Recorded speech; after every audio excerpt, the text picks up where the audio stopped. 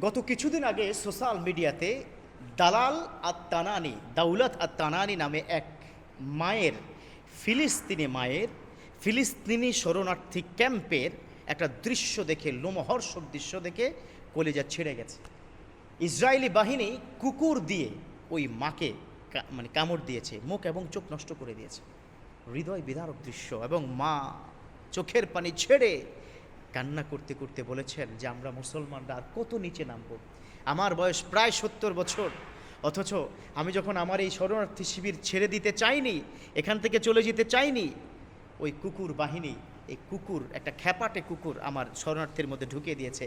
আপনারা নিশ্চয়ই দৃশ্য দেখেছেন, তাকে আছড়ে কামড়ে কামড়ে তার চোখ নষ্ট করে দিয়েছে, মুখমণ্ডল একদম প্লাস্টার করেছে। পরবর্তীতে কোথায় যাচ্ছি? কিসের আমাদের ইসলাম? হ্যাঁ, আপনি এটা দেখবেন সোশ্যাল মিডিয়াতে, বিশেষ করে অ্যারাবিয়ান কান্ট্রিতেও বিভিন্ন ওয়েবসাইটে এই ছবিটা ব্যাপকভাবে ভাইরাল হয়েছে। আচ্ছা, এটা যদি আপনার মা হতো, আপনি কি করতেন? যারা আজকাল এই জিহাদের কথা বললে, চেতনার কথা বললে, উজ্জীবনের কথা বললে, জঙ্গির কথা বলেন, আজকে আপনার মায়ের সাথে যদি কোনো ধরনের এই ধরনের দুর্ঘটনা, লোমহর্ষক একটা ঘটনা আপনার বোনের সাথে, আপনার স্ত্রীর সাথে, আপনার কন্যার সাথে, কলিজার টুকরা মেয়েটার সাথে যদি হতো, আপনি কি করতেন? আপনি তাকে 2 টুকরো করে ফেলে দিতেন। তাহলে এটা যদি আপনার জন্য জঙ্গিবাদ মনে হয়, তাহলে আমার আল্লাহর কোরআনের আয়াতকে আপনারা অস্বীকার করলেন। আমার রব্বুল আলামিন খুবই স্পষ্ট করে পবিত্র কোরআনে এই কথাগুলো কিন্তু বলে দিয়েছেন। রব্বুল আলামিন বলেন, ওয়ামা লাকুম তুকাতিলুনা ফি সাবিলিল্লাহ। আমার রব্বুল আলামিন বলল, কিসে তোমাকে বাধা দিয়েছে, কি কারণে তোমাদেরকে বাধা দেওয়া হয়েছে? ফি সাবিলিল্লাহ, তোমরা আল্লাহর রাস্তায় তোমরা নিজেদেরকে উৎসর্গ করতে পারো নাই, আল্লাহর রাস্তায় তোমরা জিহাদ করতে পারো নাই, তোমরা প্রতিবাদ করতে পারো নাই। প্রতিবাদ কেন করো নাই মিয়া?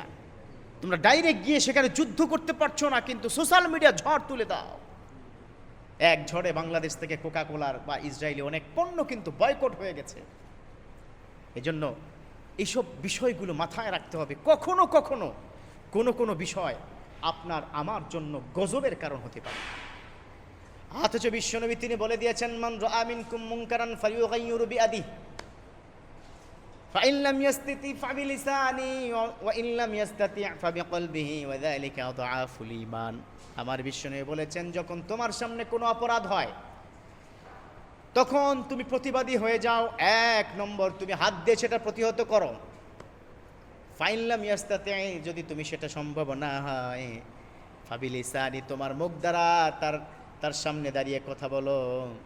ওয়া ইন লাম ইয়াসতাতি, আর যদি সেটাও সম্ভব না হয়, তোমার অন্তর থেকে ঘৃণা করো। ওয়া যালিকা আযআফুল ঈমান, এটা হচ্ছে ঈমানের সর্বনিম্ন স্তর। অনেক দুর্বল ঈমান এটা, আযআফ, অধিকতর দুর্বল ঈমান। অতএব আপনি আমি আল্লাহর কাছে জবাবদিহি করতে হবে।